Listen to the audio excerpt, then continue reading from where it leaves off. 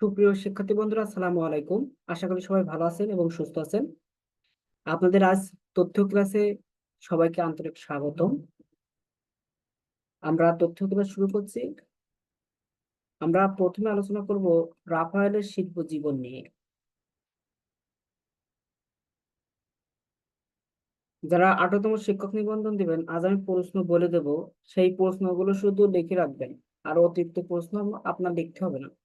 এবং এই শীট দেওয়ার পরে শীট থেকে উত্তরটা শুধু সংগ্রহ করে রাখবেন। এখানে বলা হয়েছে যে রাফায়েল কে।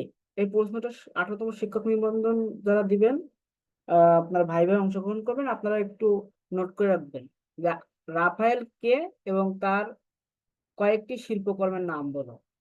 সে কোন সময়ের শিল্পী? রাফায়েল কোন সময়ের শিল্পী? এটা একটু নোট করে নেবেন রাফায়েল থেকে। রাফায়েল কে?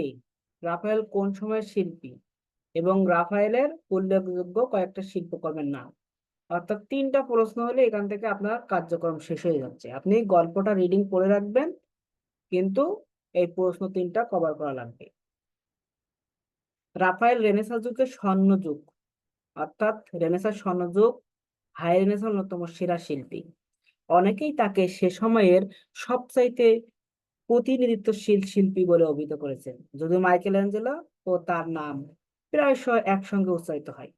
মধ্যযুগের কুসংস্কার, ধর্মমতের কঠোর প্রথা শাসিত আধিপত্য ও জীবনে গতানুগতিকের নিরানন্দ অনুবর্তনের পর ইউরোপে যে নবজাগরণের বিকাশ ঘটে, তাই রেনেসাঁ নামে পরিচিত।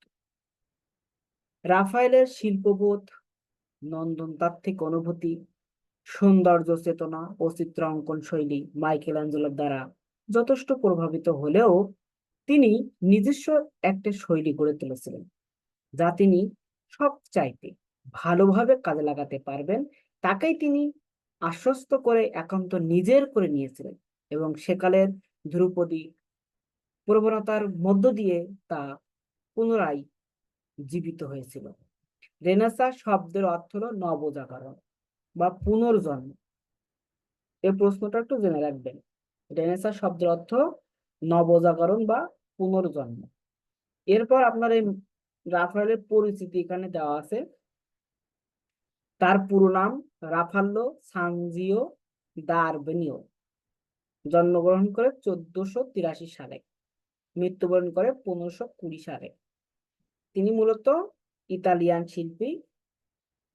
আর হাই রেনেসার শিল্প আন্দোলনের সময় তিনি গুরুত্বপূর্ণ অবদান রাখেন। তিনি ইতালির একটি ছোট শহরে জন্মগ্রহণ করেন। শহরটি ছোট হলেও শিল্প চর্চার জন্য সুপরিচিত। রাফায়েলের বাবা জিওভানি সান্তি ছিলেন ডিউকের প্রাসাদের প্রধান পেইন্টার, অর্থাৎ তার বাবাও ছিল কি চিত্রশিল্পী। রাফায়েলের বয়স তখন 8 বছর। খুব কম বয়সে রাফায়েলের মা মারা যান। রাফায়েলের বাবা আবার বিয়ে করেন, কিন্তু 4 বছর পর তিনিও মারা যান। রাফায়েলের শিল্প জীবনের হাতেখড়ি হয় তার বাবার কাছে। খুবই কম বয়সেই রাফায়েলের প্রতিভার আত্মপ্রকাশ ঘটে। শিক্ষা জীবন, তিনি 10 বছর বয়সে চিত্র অঙ্কনে অসম্ভব দক্ষতার পরিচয় দেন। এরপর এই যে তার শিক্ষা লাভের বিকাশ লাভ করার জন্য 12 থেকে 17 বছর বয়সে তিনি শিল্প শিক্ষা শেষ করেন। মাত্র 21 বছর বয়সে তিনি একটি স্টুডিও স্থাপন করেন। শিক্ষানবিশ থাকাকালীন সময়ে তিনি ভার্জিনের বিবাহ ছবিটি আঁকেন। তাহলে তার ভার্জিনের বিবাহ কিন্তু উল্লেখযোগ্য একটা শিল্পকর্ম। এরপর রাফায়েল ভ্যাটিকান গির্জার কয়েকটি চিত্রকর্ম অঙ্কন করেন 1504 সালে। তিনি ফ্লোরেন্স স্থায়ীভাবে বসবাস শুরু করেন 1508 সালে। 1508 সাল পর্যন্ত তিনি জনপ্রিয়তার শীর্ষে অবস্থান করেন। তৎকালীন শিল্পী সমালোচকরা তাকে গ্রিকের সকল পূর্ণ নির্মাতা বলে উল্লেখ করেন। তার কাজের বিষয়বস্তু কি ছিল?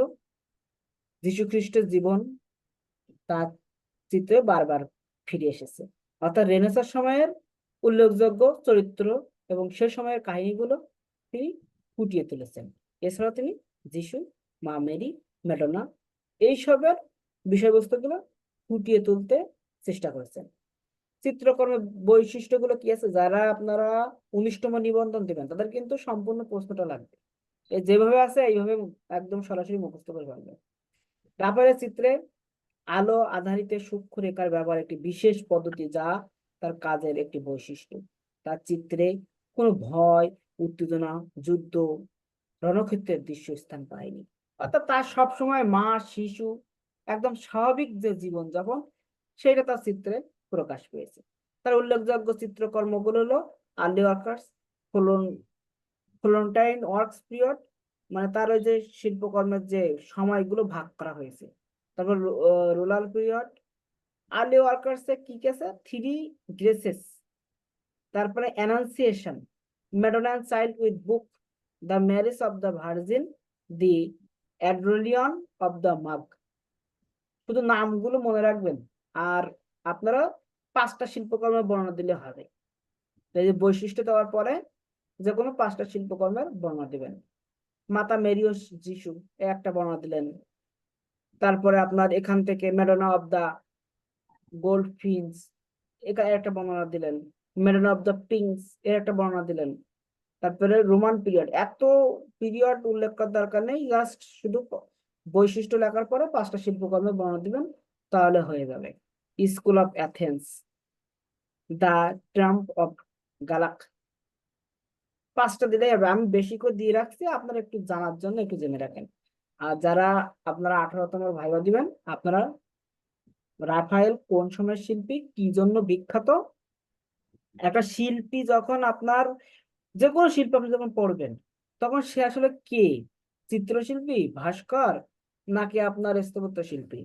তারপর তার জন্মস্থানটা কোথায়, জন্মসাল মনে থাকুক না তো সেটা বিষয় না, জন্মস্থানটা একটু জেনে রাখবেন। তারপরে তার উল্লেখযোগ্য কয়েকটা শিল্পকর্ম আর কিসের জন্য বিখ্যাত, এই কয়েকটা জিনিস আপনি একটু শিল্পীদের সম্পর্কে, যে শিল্পী পড়েন না কেন, এইগুলো একটু আয়ত্ত রাখলে তার আর কিছু পড়া লাগবে না।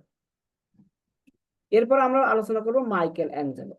এই রাফায়েলের মতো মাইকেল অ্যাঞ্জেলো রেনেসাঁর সময় একজন অন্যতম বিখ্যাত শিল্পী।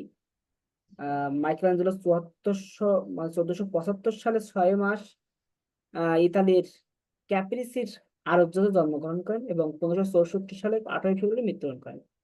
তার পুরো নাম মাইকেল অ্যাঞ্জেলো দি লোদোভিকো বুওনারোত্তি সিমোনি। তার বাবার নাম লুদোভিকো দা লিওনার্দো বুওনারোত্তি সিমোনি এবং মা ফ্রান্সেস্কা দা নেরি দেল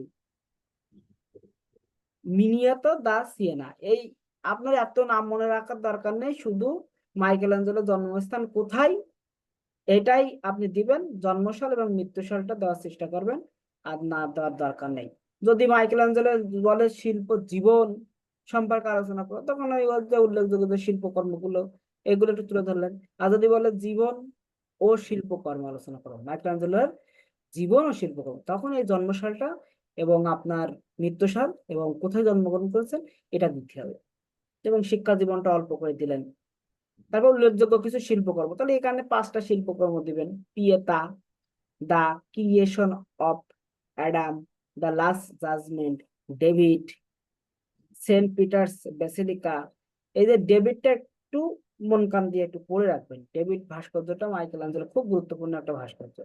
এই ভাস্কর্যটি প্রায় 5.17 মিটার, অর্থাৎ 17 ফুট লম্বা।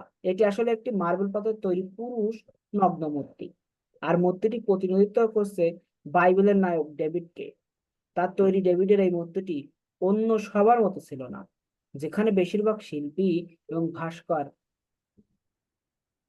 গলিয়াতের সাথে যুদ্ধের পর ডেভিডের জয়ী রূপ তুলে ধরেছেন, যেখানে মাইকেল অ্যাঞ্জেলো তুলে ধরেছেন যুদ্ধ যাওয়ার আগে ডেভিডের চিন্তিত এবং সতর্ক অবস্থান। মাইকেল অ্যাঞ্জেলো ডেভিডের কাজ শুরু করেন তার বয়স যখন মাত্র 26, এবং এই কাজ শেষ হতে সময় লাগে প্রায় 3 বছর। তার এই কাজ দেখলে বিশ্বাসই হয় না যে তিনি এই পাথর কেটে তৈরি করেছেন, মানে এটি যে পাথর কেটে তৈরি করা, এটা বিশ্বাসই হয় না।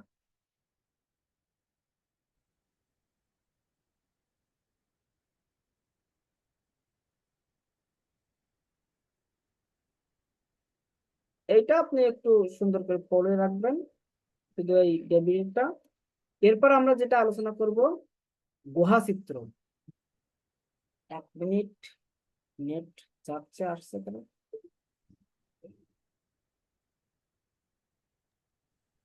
কথা ঠিক মতো বোঝা যাচ্ছে না স্যার। এই যে নেট একটু চলে গেছে আবার আসতেছে এই জন্য।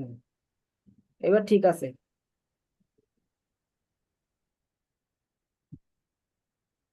গুহাচিত্রের গুরুত্ব ও পরিচিতি আলোচনা করো। তাহলে গুহাচিত্রের আগে গুরুত্ব সম্পর্কে জেনে যে গুহাচিত্র আসলে এই যে মূল যে আমরা চিত্রকলা সম্পর্কে যেগুলো আলোচনা করি এগুলো মূলত প্রাগৈতিহাসিক, অর্থাৎ প্রাচীন যুগে, ইতিহাসের পূর্বের যুগের যেসব চিত্রকলা ছিল সেখান থেকেই এটি মূলত উঠে আসছে। তো প্রাগৈতিহাসিক বা এই গুহাচিত্রের এর বর্ণনা যদি আপনারা দিতে চান, তাহলে সর্বপ্রথম আপনাদের কি জানতে হবে, যে আলতমরা, লাস্কো, এসব গুহাচিত্র সম্পর্কে জানতে হবে। এখন দেখেন আমরা এই গুহাচিত্রের আহ, যে প্রাথমিক যে পর্যায়গুলো ছিল সেগুলো সম্পর্কে একটু আপনাদেরকে জানাবো আজকে। পুরানো প্রস্তর যুগে যখন আবহাওয়া ক্রমশ ঠান্ডা হয়ে আসে, অর্থাৎ তুষার যুগ আরম্ভ হয়, তখন মানুষ বন জঙ্গল পরিত্যাগ করে পাহাড়ের গুহায় আশ্রয় গ্রহণ করে। এ তীব্র শীতের মধ্যে বেঁচে থাকার জন্য মানুষ নিজের আচার আচরণ বদলাতে বাধ্য হয়। প্রথম জীবনে তারা ফলমূল খেয়ে জীবন ধারণ করত। তুষার যুগে তারা শুরু করলো পশু শিকার। পুরানো প্রস্তর যুগের মানুষেরা পাথর দিয়ে অস্ত্র শস্ত্র তৈরি করত। এই অস্ত্রগুলো তেমন আকর্ষণীয় ছিল না, কার্যকরী ক্ষমতাও ছিল না।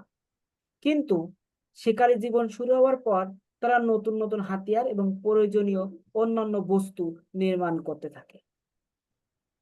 শিকারী জীবনের অপরিহার্য অঙ্গ হিসেবে আদিম মানুষ নিজেদের বাসস্থানের চিত্র অঙ্কন শুরু করে। তাহলে নিজেদের বাসস্থানের চিত্র অঙ্কন শুরু করছে কি জন্য? নিজেদের জীবন বাঁচিয়ে রাখার জন্য, অর্থাৎ নিজেদের জীবনযাপন পরিচালনা করার জন্য। সেই থেকে আজ অব্দি চিত্রকলা প্রসার ঘটেছে, যার গুরুত্ব যুগে যুগে সভ্যতার উৎকর্ষে ব্যাপক বৃদ্ধি পেয়েছে।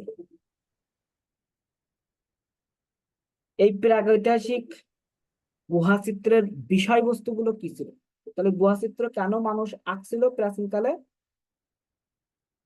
গুহাচিত্র প্রাচীনকালে মানুষ এঁকেছিল তাদের জীবন জীবিকা সুন্দর এবং সঠিকভাবে পরিচালিত করার জন্য।